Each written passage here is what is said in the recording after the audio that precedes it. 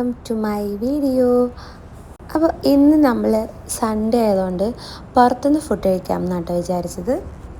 അങ്ങനെ നമ്മൾ നമ്മുടെ ഫ്ലാറ്റിൻ്റെ അടുത്തുള്ള പുത്ര മോളിലാണ് വന്നിട്ടുള്ളത്. മലേഷ്യയിൽ സത്യം പറഞ്ഞാൽ ഒരുപാട് മോൾസ് ഉണ്ട് കേട്ടോ. ഇന്ന് എൻ്റെ അടുത്ത് ഇക്കാക്ക് എപ്പോഴും പറയും ബനാന ബ്രോയിലർ ഫുഡ് ഭയങ്കര ടേസ്റ്റാണെന്നൊക്കെ പറയും. അപ്പം ഞാൻ നോക്കുമ്പോൾ അവിടെ ഇങ്ങനെ എന്താ ചോറും ചിക്കൻ കറിയും പിന്നെ കുറേ വെജിറ്റബിൾസ്, നമ്മുടെ നാട്ടിലെ മീൽസ് പോലെ. അപ്പം ഞാൻ വിചാരിച്ച് എനിക്കൊരു ഇൻട്രസ്റ്റ് ഇല്ല, കാരണം മലേഷ്യ വന്നിട്ട് ആരെങ്കിലും ചോറും കറിയൊക്കെ കഴിക്കൂ എന്നുള്ളൊരു മൈൻഡായിരുന്നു. But I thought today I am gonna try food from banana bro. അപ്പം നമ്മൾ വന്നിട്ടുള്ളത് ഇതാണ്ടോ ബനാന ബ്രോ ഹോട്ടൽ. ശരിക്കും എന്താ പറയുക, ഒരു കേരള ഒരു ഇന്ത്യൻ റെസ്റ്റോറൻറ്റ് ടൈപ്പാണ്. പിന്നെ കഴിക്കാനായി നമ്മൾ മലേഷ്യയിലെ ആൾക്കാരാണ് കേട്ടോ കൂടുതൽ വന്നിട്ടുള്ളത്. സോ വാഴയിലയിലാണ് കേട്ടോ ഒരു ഫുഡ് ഇതാക്കുന്നത്. അങ്ങനെ നമ്മൾ വിശന്ന് തളർന്നിരിക്കും. 2 മണി എന്തോ ആയിട്ടോ. നമ്മൾ വീട്ടിലിരുന്ന് കുറേ കഥയൊക്കെ പറഞ്ഞ് പയ്യാണ് വന്നത്. അപ്പോൾ അതിൻ്റെ ക്ഷീണമാണ് ഇക്കാക്കയുടെ മുഖത്ത്. സത്യം പറഞ്ഞാൽ അപ്പുറത്തെ കടയിൽ മന്തി ഉണ്ടായിരുന്നിട്ട് അപ്പം നമ്മുടെ മനസ്സൊന്ന് ചാഞ്ചാടി നമുക്ക് മന്തി കഴിക്കാൻ പോയാലോ എന്ന്. ബട്ട് ഞാൻ വിചാരിച്ചു വേണ്ട, ഇന്നിത് തന്നെ ട്രൈ ചെയ്യാം. അപ്പം നമ്മുടെ ചിക്കൻ വരിവാൾ അതോ വറുവൽ ആണോ എനിക്കറിയില്ല, അത് വന്നു. ചിക്കൻ 65. എൻ്റെ പൊന്നോ, ചിക്കൻ 65 ഭയങ്കര ടേസ്റ്റായിരുന്നു. സൂപ്പർ ടേസ്റ്റായിരുന്നു കേട്ടോ. നമ്മുടെ കേരളത്തിലെ ഇന്ത്യയിലേക്കാളും എനിക്ക് ഭയങ്കര ഇഷ്ടപ്പെട്ട്. എന്താ പറയുക, വേറെ തന്നെ ഒരു ഫ്ലേവർ ആയിരുന്നു കേട്ടോ. സോ അത് കഴിഞ്ഞ് നമ്മുടെ ഫുഡ് വന്ന്, എൻ്റെ പൊന്നു മക്കളെ അത്ര ടേസ്റ്റായിരുന്നു. ഞാൻ വിചാരിച്ച് ഞാൻ എന്തുകൊണ്ട് ഇത് നേരത്തെ കഴിച്ചില്ല. മലേഷ്യയിൽ വരുന്നവർ എന്തായാലും നിങ്ങൾ ഇവിടെ വന്ന് കഴിക്കുക. അത്ര ടേസ്റ്റാണ്, ഭയങ്കര ടേസ്റ്റാണ് കേട്ടോ. എനിക്ക് പറയാൻ വാക്കുകളില്ല. ഇതിൻ്റെ കൂടെ നമുക്കൊരു ഫ്രൈ പോലത്തെ ഒരു സംഭവം കിട്ടും. കുക്കുംബർ ഫ്രൈ ആണോ അതോ ഒനിയൻ ഫ്രൈ ആണോ എന്നറിയില്ല, അതിനും ഭയങ്കര ടേസ്റ്റാണ്. പിന്നെ അതുപോലെ തന്നെ പപ്പടം, സാലഡിനൊക്കെ ഒരു പ്രത്യേക രുചി. ആ ചിക്കൻ്റെ ഫ്ലേവറൊക്കെ വേറെ തന്നെ ഒരു ഫ്ലേവറാണ്. പിന്നെ നമുക്ക് അതിനോട് തന്നെ ക്രാബ് കറി, ചിക്കൻ കറി, അങ്ങനെ കുറേ കറീസും കിട്ടും. നമ്മൾ എന്താ പറയുക, ഫ്രൈഡ് ചിക്കൻ ഓർഡർ ചെയ്തിട്ടോ. ഹുറമ്പിക്ക് ഫ്രൈഡ് ചിക്കൻ ഇഷ്ടം, പക്ഷേ നമ്മളും കഴിച്ചു. അങ്ങനെ അടിപൊളി ഫുഡായിരുന്നു കേട്ടോ. അതൊക്കെ കഴിഞ്ഞ് നമ്മൾ മാളിൽ ചുമ്മാ കറങ്ങി കുറച്ച് നേരം ഹുറമ്പിനെ കളിക്കാനൊക്കെ ആയിട്ട് നമ്മൾ ഒരു സ്ഥലത്ത് നിന്നു. അപ്പോൾ പിന്നെ നമ്മൾ അടുത്തത് കണ്ടത് എന്താണെന്ന് വെച്ചാൽ നമ്മുടെ സൂഷി കിങ് എന്ന് പറഞ്ഞൊരു ഹോട്ടലാണ്. അവിടെ എന്താ പറയുക, ഈ സൂഷീസ് എല്ലാം ഇങ്ങനെ ഓടി നടക്കും. നമുക്ക് ഇഷ്ടമുള്ളതെടുത്ത് കഴിക്കാം. ബട്ട് നമ്മൾ കഴിച്ചില്ല, കാരണം നമ്മുടെ വയറ് ഫുള്ളായിരുന്നു. അതുകൊണ്ട് നമുക്ക് കഴിക്കാൻ തോന്നിയില്ല. പക്ഷേ എനിക്ക് സൂഷി ഒരു ദിവസം ട്രൈ ചെയ്യണമെന്നുണ്ട്. ബട്ട് എന്താ പറയുക, അതൊരു പച്ച മീനൊക്കെ ആയതുകൊണ്ട് എനിക്കൊരു സ്ട്രെസ് ഉണ്ട് ചെറുതായിട്ട്. അതുകൊണ്ടാണ് ഞാൻ ട്രൈ ചെയ്യാതെ വെച്ചിരിക്കുന്നത്. ബട്ട് ഒരു ദിവസം ഞാൻ എന്തായാലും ട്രൈ ചെയ്യുന്നതാണ്. അങ്ങനെ ഫുഡൊക്കെ കഴിച്ച് നല്ല ഹാപ്പിയായി നമ്മൾ പതിയെ വീട്ടിലോട്ട് നീങ്ങാം എന്ന് വിചാരിച്ചു. കാരണം സൺഡേ ആണ്, എല്ലാവർക്കും രാവിലെ എണീറ്റ് ഹുറമ്പിക്ക് സ്കൂളിൽ പോകണം, ഇക്കാക്ക് ഓഫീസിൽ പോകണം, അങ്ങനെ ഒരുപാട് പരിപാടികളുണ്ട്. ബട്ട് നമ്മൾ വരുന്ന വഴിക്ക് ബുക്കറ്റ് ബിന്താങ്ങിലൊന്ന് ജസ്റ്റ് ഇറങ്ങി. അവിടെ നല്ലൊരു ഫ്ലീ മാർക്കറ്റ് പോലെ കുറേ ഐറ്റംസ് ഇങ്ങനെ വെച്ചേക്കണം. ഭയങ്കര ക്യൂട്ട് ഐറ്റംസാണ് കേട്ടോ. നമുക്കിങ്ങനെ വെറുതെ നടന്നിങ്ങനെ കാണാൻ പറ്റും.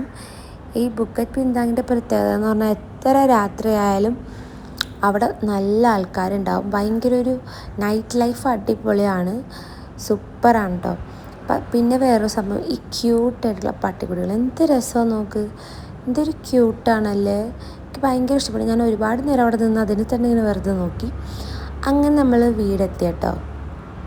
അപ്പോൾ ഇത് പിറ്റേ ദിവസം ഞാൻ അപ്പം ഉണ്ടാക്കുന്ന സീനാണ് നിങ്ങൾ കാണുന്നത്. അപ്പം ഞാൻ എങ്ങനെയാണ് ഈ അപ്പം ഉണ്ടാക്കിയതെന്ന് നിങ്ങൾക്ക് ജസ്റ്റ് ഒന്ന് പറഞ്ഞുതരാം. സോ ഞാൻ എന്താ ചെയ്യാന്ന് വെച്ചാൽ, പച്ചരി ഒരു 6 to 8 hours ഒന്ന് സോക്ക് ചെയ്യുക, ഓർ നമുക്ക് ഓവർനൈറ്റ് അത് സോക്ക് ചെയ്യാൻ വെക്കാം. അത് കഴിഞ്ഞ് നമ്മൾ മിക്സി എടുത്ത് ആ 2 കപ്പ് പച്ചരിയാണ് ഞാൻ എടുത്തിട്ടുള്ളത്. ആ 2 കപ്പ് പച്ചരി നമുക്ക് മിക്സിയിലോട്ട് ഇട്ടിട്ട് 1 കപ്പ് വാട്ടർ ഒഴിച്ച് നല്ലോണം അരച്ചെടുക്കണം. ഞാൻ ഈ അപ്പം ഉണ്ടാക്കാൻ പഠിച്ചത് എന്തിനാണെന്ന് വെച്ചാൽ, എനിക്ക് സത്യം പറഞ്ഞാൽ ചപ്പാത്തി, ദോശ ഇത് രണ്ടുമായിരുന്നു അറിയത്തുള്ളൂ. പിന്നെ നമുക്ക് 1 സ്പൂൺ ചോറ് ആഡ് ചെയ്യണം കേട്ടോ.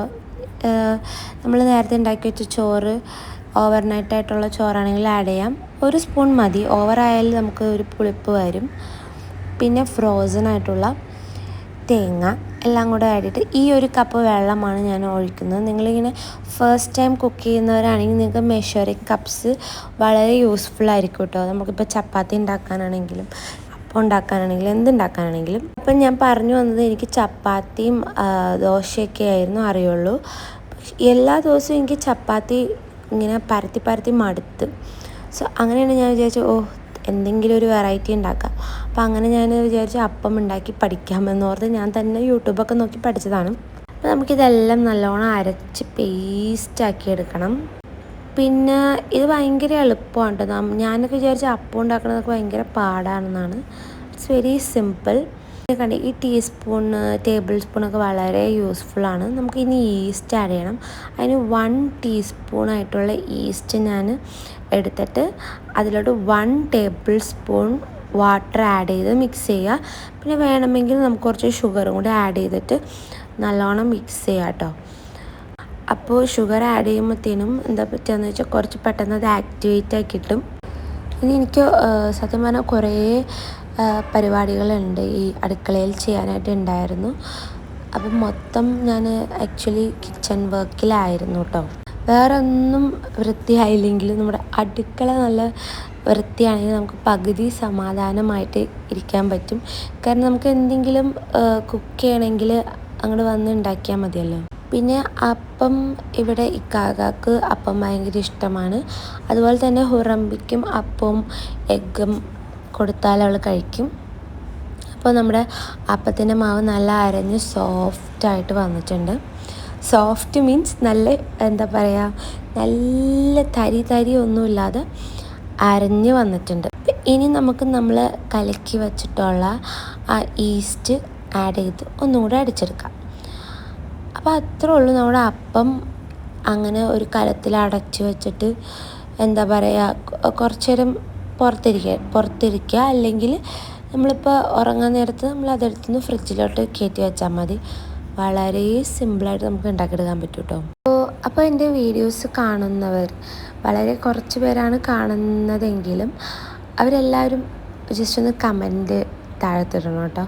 കാരണം ആരൊക്കെ കാണുന്നുണ്ട് എന്നൊക്കെ ഒന്ന് അറിയാൻ വേണ്ടിയിട്ടാണ്. പിന്നെ എന്തെങ്കിലുമൊക്കെ ഉണ്ടെങ്കിൽ നിങ്ങൾക്ക് ഇങ്ങനെ സജസ്റ്റ് ചെയ്യാം, എങ്ങനത്തെ ടൈപ്പ് വീഡിയോ വേണം, ഡേ ഇൻ മൈ ലൈഫ് വേണോ, എന്ത് വേണമെങ്കിലും നിങ്ങൾക്കിങ്ങനെ പറയാം. അപ്പോൾ നമ്മുടെ അപ്പത്തിൻ്റെ മാവ് റെഡി ആയിട്ടുണ്ട്. ഞാൻ ഈ ഒരു കലത്തിലോട്ടാണ് അത് എടുത്ത് വയ്ക്കുന്നത്. സോ എടുത്ത് വെച്ചതിന് ശേഷം നമുക്കത് ഫ്രിഡ്ജിലോട്ട് എടുത്ത് വെക്കാം. നമുക്ക് കുറച്ച് നേരം പുറത്തിരിക്കട്ടെ, കാരണം അതിനൊന്ന് പൊങ്ങാൻ അനുവദിക്കണമല്ലോ. അത് കഴിഞ്ഞ് നമുക്ക് നേരെ അത് ഫ്രിഡ്ജിലോട്ട് വെച്ചിട്ട് നമുക്ക് പിറ്റേ ദിവസം എളുപ്പത്തിന് കലക്കി ചൂടാൻ പറ്റും. അത് കലക്കുന്നതിന് ഒരു പ്രത്യേകതയുണ്ട്. അപ്പോൾ അത് നമുക്ക് നോക്കാം. അപ്പോൾ ഇതേ രാവിലെയായി, അപ്പമൊക്കെ നല്ല പൊങ്ങി വന്നിട്ടുണ്ട്. നമുക്കിനി ഇത് കലക്കാനായിട്ട് കുറച്ച് ഞാനിപ്പോൾ നമുക്കിപ്പോൾ എത്ര അപ്പം വേണം. അപ്പം ഞാൻ ഹുറമ്പിക്ക് മാത്രമായിരിക്കും രാവിലെ ചുടുന്നത്. അപ്പോൾ ഞാൻ 2 സ്പൂൺ എടുക്കും. കുറച്ച് വെച്ചിട്ട് ബാക്കി നമുക്ക് അങ്ങനെ ഫ്രിഡ്ജിൽ വെച്ചിട്ട് വെള്ളം പതിയെ ചേർക്കുക. കാരണം ഒരുപാട് വെള്ളമായി പോയാൽ നമ്മുടെ അപ്പം ശരിയാവില്ല. നമ്മൾ ഒന്ന് കലക്കി നോക്കി നമ്മുടെ അപ്പത്തിന് പറ്റിയ ഒരു കൺസിസ്റ്റൻസി ആക്കിയെടുക്കണം. പിന്നെ നമുക്ക് ഉപ്പും ആഡ് ചെയ്യാം കേട്ടോ. ഉപ്പും ഞാൻ ആഡ് ചെയ്തിട്ടുണ്ടായില്ല. ഇങ്ങനെ കലക്കുമ്പോഴാണ് ഞാൻ ഉപ്പ് ആഡ് ചെയ്യുന്നത്. സോ നമ്മുടെ അപ്പത്തിൻ്റെ മാവ് കണ്ട നല്ല കലങ്ങി നല്ല അപ്പം ഒഴിക്കണ പരുവത്തിലായി വന്നിട്ടുണ്ട്. ഇഫ് സപ്പോസ് നമ്മുടെ വെള്ളം കുറവാണ് അപ്പം ഒഴിച്ചപ്പോൾ, ഫസ്റ്റ് അപ്പം ഒഴിക്കുമ്പോൾ നമുക്ക് മനസ്സിലാവും, നമ്മൾ കുറച്ചൊന്ന് കൂട്ടി കൊടുത്താൽ മതി.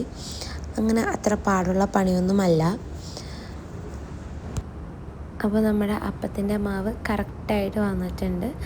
ഇനി നമുക്ക് ഉപ്പ് ആഡ് ചെയ്യാം. അതുപോലെ തന്നെ ഒരു പിഞ്ച് സോഡാപ്പൊടി, ഒരു പിഞ്ച് നമ്മൾ അപ്പം ഉണ്ടാക്കുന്ന ടൈമിൽ ഇട്ടാൽ മതി കേട്ടോ. കാരണം അതിടുമ്പോഴത്തേക്കും നമ്മുടെ അപ്പം ഒന്ന് കോമളയൊക്കെ വന്ന് ഒരു പിഞ്ചിട്ടാൽ മതി, അടിപൊളിയായിട്ടത് വരും. അതിന് വേണ്ടിയിട്ടാണ് ഇടുന്നത്. നമുക്ക് ആക്ച്വലി ഇപ്പോൾ തേങ്ങയില്ലെങ്കിൽ തേങ്ങയില്ലാതെയും ഇതുപോലെ നമുക്ക് അപ്പം ഉണ്ടാക്കാൻ പറ്റും കേട്ടോ. കാരണം നമുക്ക് കപ്പി കാച്ചി അപ്പം എന്നൊക്കെ ഉണ്ട്. അതില്ലാതെയും കപ്പി കാച്ചാതെയും ഉണ്ടാക്കാൻ പറ്റുമെന്ന് എനിക്ക് തോന്നുന്നു. സോ നമ്മളപ്പോൾ സോഡാപ്പൊടി ഇട്ട് നന്നായിട്ട് ഇളക്കി എടുത്തിട്ടുണ്ട്.